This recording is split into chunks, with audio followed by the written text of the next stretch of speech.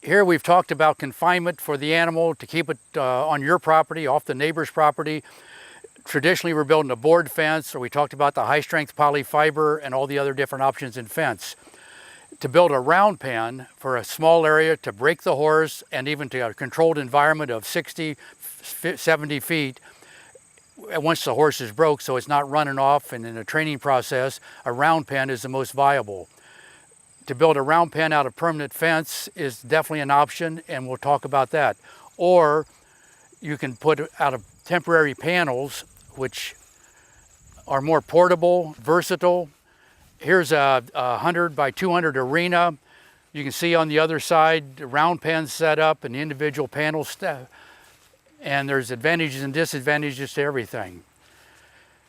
Basically, if you build a round pen out of a fence, you've got a permanent structure. You can't move it. If high maintenance and no residual value. If you decide you want to sell the horse, sell the property, and move on, you've got a pile of scrap at most. On portable panels, you've got total versatility. They're easy to put up, and cost-wise, they're not that much more than a permanent fence. And they carry residual value that you can sell them. You can keep on moving them around the property. They're great as far as not only a training mechanism and a safe environment. You can have a horse, you just want to get him out of the barn. The pastures are wet, soft. You don't want to tear the field up, so you put him in a round pen and you don't destroy your pasture. Basically, there are two types of panels. The rounded corner, which has been on the market for 50 years, or currently we have the horse safe, where the horse comes all the way up. You can't get a hoof caught. For instance, if these two panels were joined together, you've got a valley here that if a horse rears up and get a horse caught, and you're in serious trouble if he's stuck there and you try to get him out. Where the horse safe is just eliminated that entire scenario. Then we have different pinning mechanisms. A drop pin, which has been on the market for years. It hooks the panels together. Here we have a P hook, again, that connects the panels. There's a chain mechanism that wraps around the panel and then hooks. The chain was primarily designed for the cattle industry, where you're hooking 2 or 4 panels together, rather than just 3 or 4 or 5, and you hook them together. The problem with just hooking 2 panels, you can't really get them tight, so it's always going to be a loose connection and loose fitting. This is what we call a rodeo latch that is the safest of any system going. If you take anybody's panels, when they get into their premium line or their heavy duty, this is the most popular latch or pinning system that you will find. Then we go through, there's all different varieties. 5 foot tall is definitely the most popular. We do carry 6 foot in a number of different series if you feel you have to have a 6 foot panel, but over the last decade or so, we sell very few 6-footers. It's very difficult for even your best jumpers to get enough of a start in a round pen to jump a 5-foot fence. Then we go, the industry is based on gauge of pipe. Everybody talks gauges.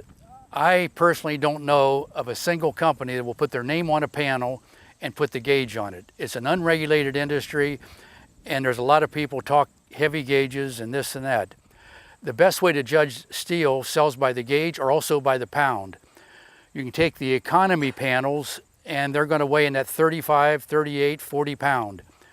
You get into the heavier panels, you're up to 65 to 75 pound. The best way is to go and physically look at a panel. You can't tell it on the internet, you can't tell it on what people talk about on Craigslist, on used panels or anything. Just lift the panel. On the lighter weight ones, when they bend it, the tube crimps. On the heavier ones, it's smooth on the inside, on the corral panel. So you can tell the weight of the panel. This, for instance, here's a panel that is a horse safe. Here's another one and another one. They look the same, they're completely interchangeable. But here's a 70-pound panel. Here's, we call our Cashman horse panel.